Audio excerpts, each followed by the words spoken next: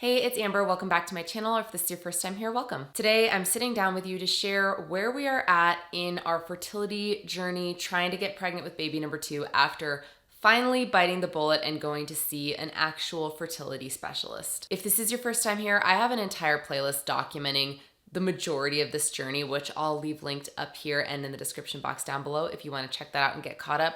But long story short, after 18 months of trying unsuccessfully, we finally decided it was time to actually go see an REI, a fertility specialist. Before then, I was seeing my OB and she was trying to help. I feel like she was doing her absolute best and we were doing some testing. We also did 4 rounds of letrozole with timed intercourse with no success. Alex was ready to go see a fertility doctor like way before I was. I was like, no, let's just stick with the OB because fertility specialists, unfortunately, are not in our area. There's not any that are close by. And I was also worried about the expense. After 18 months, I finally got to the point where I was like, okay, I think it would be good to go to someone whose entire job revolves around fertility and trying to help you get pregnant. Currently, it's the end of April and our first appointment was at the beginning of March. So that was during our 19th month of trying. Towards the end of my cycle, I was able to get an appointment very quickly, which I was really excited about because I fully expected it to be weeks, if not maybe a little over a month to get that first appointment. I sent the clinic all of my blood work, which is quite a bit that I've had done in the last year, as well as the SIS test I had done, which is where they check your uterus and they check your tubes to make sure that they are both open. I also sent Alex's semen analysis that he had done at the beginning-ish of last year. And Alex was able to come with me, which was really good. So we both went in really excited, really optimistic. We met with the physician's assistant first, and she went over just a lot of preliminary information. She told me that they want to check my AMH again because the last time that I had it checked, which was towards the end of last year, 2025, it was 10 point something, which is very, very high. I think that normal for my age range is supposed to be around 2 or 3. I don't know what the unit of measurement is, but it's supposed to be 2 or 3 something, and mine was 10 point something. So that is very, very high, but that's the only marker for PCOS that I have. So my OB didn't think I had PCOS. The PA was kind of saying the same thing, that I might have it, but it doesn't seem like it. But she said that they'd like to recheck my AMH because apparently it's a very finicky test.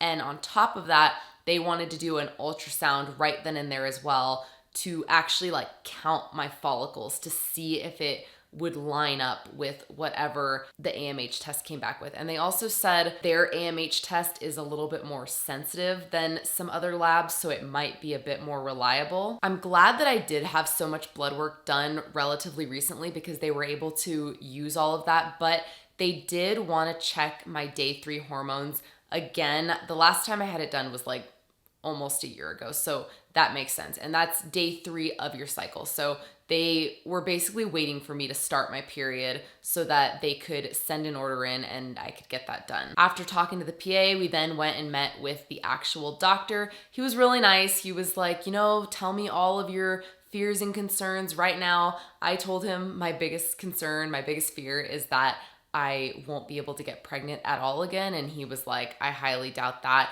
Oh, I forgot to mention, they also both, the PA and the doctor, brought up genetic testing or genetic carrier screening, which when I was pregnant with my son, I remember that being brought up to me. And I do feel like they were kind of pressuring me a little bit. I decided not to do it at that time, but I felt even a little bit more pressure this time around. And what they told us was that if we do the genetic carrier screening and Alex and I both came back as being carriers for the same disorder, then the only option is to do IVF. That's what they told us. And if we decided not to do the carrier screening, we have to do genetic counseling where they essentially go through your background, your lineage, and tell you all the types of things that you might be a carrier for and what the implications would be if you ended up having or getting pregnant with a baby that had that disorder. So, okay, I have mostly liked my experience with the clinic. Initially, Alex and I said, no, we don't want to do the genetic carrier screening, and I guess we'll just do the course.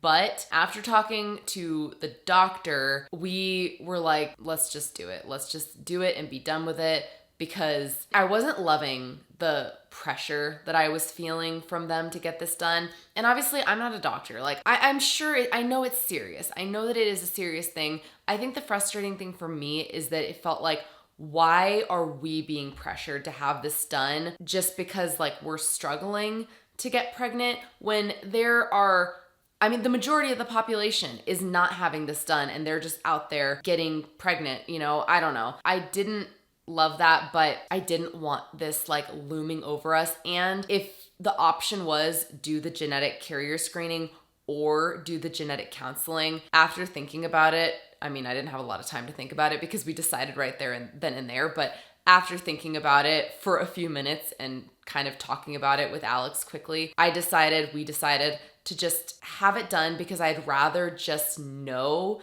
than have to do this counseling where they're going to tell us every possible thing that could maybe or maybe not be wrong. And I'd rather just know than be scared of all the possibilities, but it's still an unknown. We talked more to the doctor, and his suspicion was that I am having some kind of ovulation dysfunction where something with ovulation is not happening properly. Like maybe the egg is not fully being released, but it still looks like I'm ovulating on paper or something like that. But he said there's no way to know until we do a little bit more testing and look more closely at what's going on. He also brought up the AMH and was saying that if my AMH really is that high, that could be an issue. And he said to think about ovulation as like a door. And he was saying, if 1, 2, maybe 3 people are trying to get out the door at once, a door works as a portal from one room to the other. But if you've got 10 people, 20 people trying to get through that door, then it becomes a block instead. And he was essentially comparing that to the number of follicles that I maybe had based on my previous AMH test. So he said we'll do the testing that we need to do, and then we'll circle back and have a regroup where they will go over 2 or 3 options that they think will be best. This was another thing I didn't love. They told us that if we did want to have the genetic testing done, that we should go ahead and get it done right then and there because it can take 2 to 3 weeks for them to complete, since they're, I guess, looking at like 500 or maybe more than that genetic disorders. And they told me that we don't want to have to delay the regroup because we're still waiting on those results. That will come back. So I went ahead and had my AMH checked right there at the clinic, and then Alex and I both got our blood drawn for the genetic testing. I also had the follicle count done, and I got my results same day. So I have it here. My AMH came back as 4.14 ng per milliliter. So that is much, much, much better. It's still a little bit high, but I think that's a lot less problematic than 10 point whatever. For my ultrasound, they counted 10 follicles on my left ovary and 13 on my right. I then did end up starting my period, so I got my estrogen, luteinizing hormone, and follicle stimulating hormone checked on cycle day 3. Alex and I both had to get STI testing done. Apparently, it's an FDA requirement that they have to get that done annually to move forward with treatment. So all of that came back fine. We also both had to have a CBC done, which is basically like all of your standard blood levels. I don't know. I'm probably saying that wrong, but that came back fine for both of us as well. So at this point, we haven't had the regroup yet, but I'm feeling encouraged and discouraged at the same time because it's encouraging that my AMH came back better than it was, but it's also kind of discouraging that, again, everything is coming back fine, which makes it more complicated to figure out what the problem is. Alex did get his semen analysis done, and I'm not going to share those numbers because that's his business, that's private, and I don't know that he'd be comfortable with that, but I will just say there was one parameter that was quite a bit lower than what we'd hoped for. We also got the results back for our genetic testing. I am not a carrier for anything. Alex is a carrier for one genetic disorder, but it's not really like that bad. Of all the things, it's kind of like some form of muscular dystrophy, but that's it. And that doesn't mean that you couldn't end up getting pregnant with a baby that has another genetic disorder. It just means that your chances are way, way less likely than if you were a carrier or if you both were a carrier. After we got the results back for our genetic carrier screening, I called to schedule our regroup, and this was towards the end of March. They told me that the PA didn't have anything available until mid-April and that the doctor himself didn't have anything available until towards the end of April. So we went ahead and scheduled with the PA mid-April, and I asked them to put me on a waiting list in case someone canceled sooner.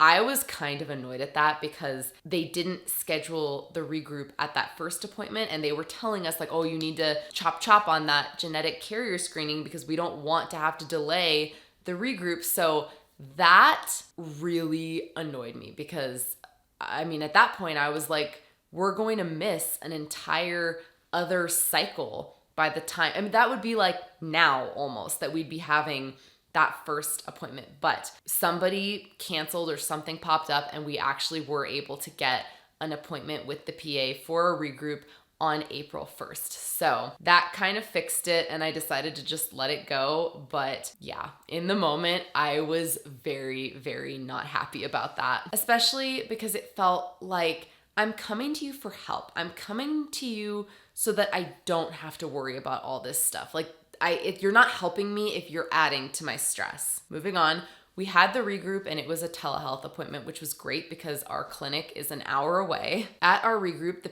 PA told me that the 4.14 AMH is probably more accurate because of the follicle count that they got. And she was saying that someone with like a 10 point something AMH would have way more follicles than what I had. So that made me feel a lot better. She said that for me, everything else looks good. There was just the one thing with Alex, but she didn't seem too concerned about that and basically was saying that of all the things that could be less than ideal on a semen analysis, that one is almost the least concerning. And then she basically recommended that we either try IUI or just go straight to IVF. And one thing I did forget to mention is that in our first appointment, they also asked us about our long-term goals for children. Like they wanted to know, how many kids do you want overall? Like, do you want more than just this one? And I feel right now like I 100% do.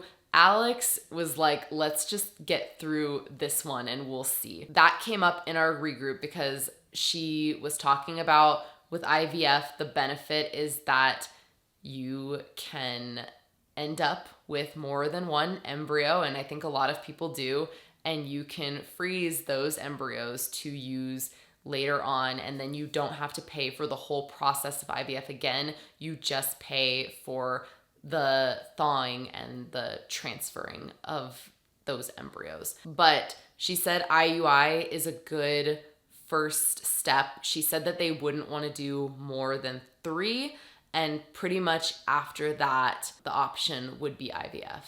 I just realized a day later that I don't think I actually explained what an IUI is. So an IUI stands for intrauterine insemination. It is a procedure where your partner is going to go give a semen sample. The lab is going to wash and process that sample, which just gets rid of like the ejaculate and I guess like a bunch of other random cells, like things that maybe could get in the way. You are going to lose a lot of sperm in that process. I think the point is to try to get rid of some of the bad ones, but I know that it's not like they're putting all the good sperm over here and the bad ones over here and they're just using the good ones. Like, but yeah. Anyway, you end up with this concentrated specimen of just sperm. And then the woman goes in. You start out like a pap smear with a speculum inserted, and then they suck the concentrated specimen up into a syringe. They attach that to a catheter. They then put the catheter into your cervix, and they're gonna try to like get it pretty far back there. And then from there, they push the specimen into your cervix. So the point is that you're getting the sperm closer to where they need to be to meet up with the egg. And what a lot of clinics like to do is to put the woman on letrozole or Clomid, either because she's not ovulating on her own, so they just need to get her to ovulate, or to try to get you to ovulate like 1, maybe 2 or 3 eggs, depending on your age and like your chances of the IUI working, so that you then have an even better chance of one of those eggs being fertilized and implanting. Okay, I don't fully know what I was expecting, but I straight up was like, that's it. Like, those are our only options, IUI or IVF. And she said we could try medicated cycles with timed intercourse. And I was like, well, no, because that's pretty much what we already did.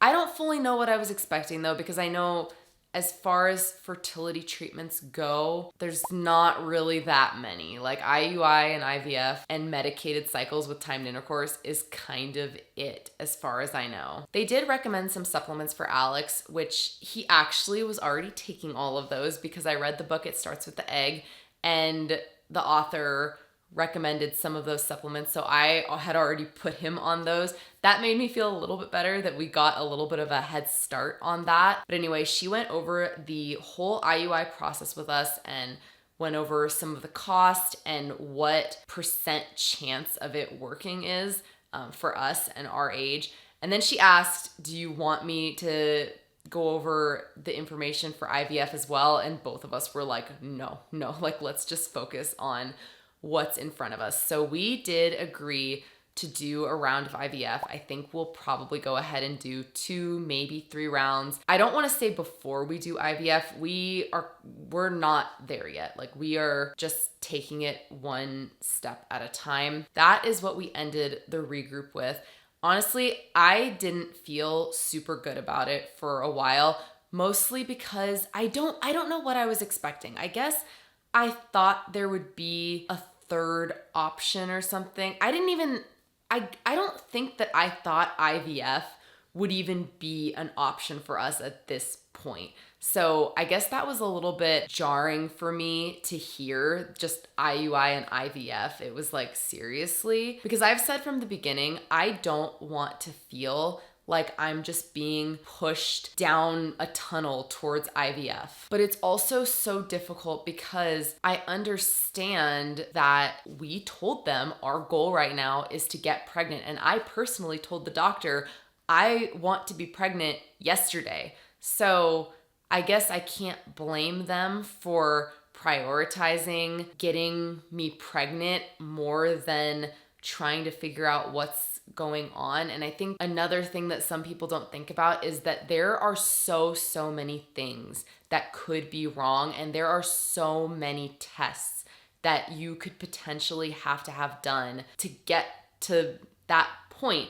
And there are some people that do all that testing and do finally figure out what's wrong and still end up needing to do IVF. Not everybody, but it does happen. I also did ask about endometriosis, and I actually forgot a whole thing. She did tell me on that ultrasound they did that they saw a very small cyst on one of my ovaries. I can't remember which one. And she said it was very small. Like, I think I don't even remember what the measurement, but she said it's really small, but it was a complex cyst and not a simple cyst. A simple cyst, I think, is basically just filled with like fluid, and a complex cyst is like more tissues and fluid, and like there's basically just more to it. So she said they want to keep an eye on that. She said that it could be the corpus luteum. Like, sometimes when you ovulate, the corpus luteum, which is what produces progesterone, can become a cyst, and then it goes away once you start your period. But she said if it's still there when they do another ultrasound, that it very well could be endometriosis. And I asked her if it's worth doing more digging to see if I have endometriosis. She felt that it's not. And I feel like this is a very polarizing topic right here. She felt that it was not because of the fact that sometimes surgery can make the issue worse because it can potentially cause scar tissue. Like, you have to go to a very, very skilled, experienced surgeon to have endometriosis removed. I think sometimes it can take more than one surgery, sometimes. And then there's no guarantee that it's not going to come back. She felt that we just let it be. We'll keep an eye on the cyst. And she said that if we do go down the IVF route, that they will prescribe medications that would suppress any endometriosis that I might have. Again, I don't know how to feel about that because I see so many opinions on both sides. I see people who are suspected to have endometriosis and get told the same thing, that it's not even worth messing with, and they go on to do IVF successfully. And then I see some people who go and have their endometriosis removed successfully and go on to get pregnant. I've heard some people say that if you're going to do IVF, that your doctor absolutely should be willing to check for endometriosis first to see if that's a factor at play. I don't know, but we're not there yet. So I'm just letting it be. That is the update. Like I said, it is the end of April. So we have actually already done our first IUI. I don't know if it worked yet or not. We literally just did it this past week, but I did film the majority of the whole process. So make sure you are subscribed if that's something you're interested in seeing. Just hit that little button down below. I'd love to have you here. Thank you so much for watching. I hope you're having a beautiful day, and I will see you in the next one. Bye.